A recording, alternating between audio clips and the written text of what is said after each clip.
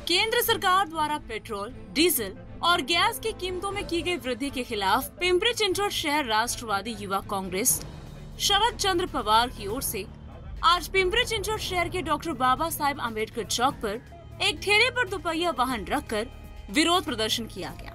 युवाओं द्वारा लगाए गए नारे थे, वारे मोदी तुम्हारे खेल, सस्ती शराब महंगा तेल, अच्छे दिन का सपना दिखाने वाली मोदी सरकार पेट्रोल और डीजल की कीमतों में वृद्धि की। आज पेट्रोल 120 रुपए लीटर बिक रहा है, जबकि रसोई गैस में प्रति सिलेंडर 50 रुपए की वृद्धि कर दी गई है। केंद्र सरकार और तेल कंपनियां मुनाफा कमा रही हैं। भारत से तेल आयात करने वाले भूटान को 60 रुपए प्रति लीटर की दर से पेट्रोल मिल रहा है। और अब क्या भारत के लोगों को पेट्रोल भराने के लिए भूटान जाना होगा?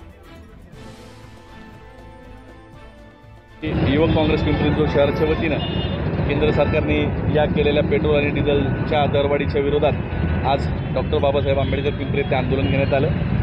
खरं तर 2014 पूर्वी कच्च्या बॅरलचे रेट $150 वर होते आणि त्यावेळेस भारतामध्ये 70 रुपये आणि 60 रुपये असं पेट्रोल डिझेलचं रेट होता अंदाजे। परंतु त्या काळी 40 रुपये पेट्रोल डिझेल आम्ही दर महिना प्रत्येक लिटर करू असं आश्वासन देऊन सरकार सत्तेत आलं।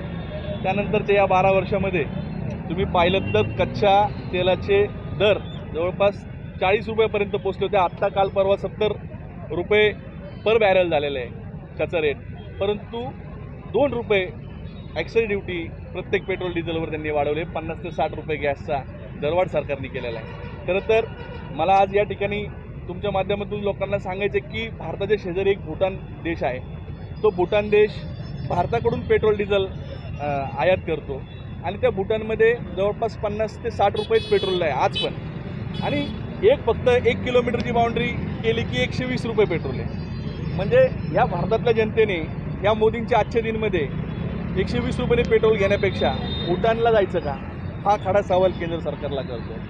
किती दिवस तुम्ही पेट्रोल कंपन्यांचा फायदा करणार आहेत, किती दिवस त्यांचा नफा करणार आहेत? तुम्ही या जनतेचं काहीतरी करा ना।